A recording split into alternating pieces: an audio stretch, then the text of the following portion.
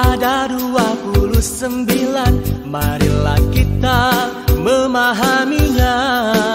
Pelajarilah cara Iqra sedari kecil agar mudah membaca Al-Quran. Huruf hijaiyah ada 29. Marilah kita memahaminya.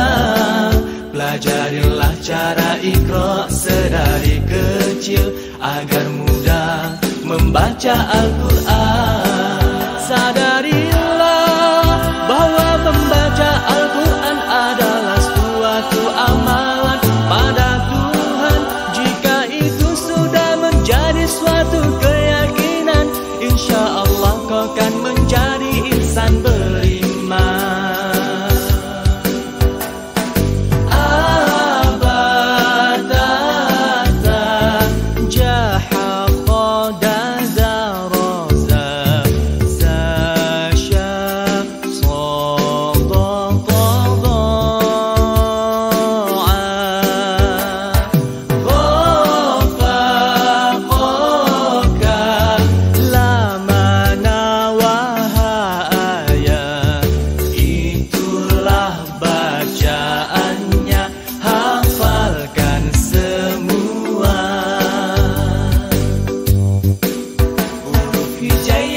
Ada 29. Marilah kita memahaminya.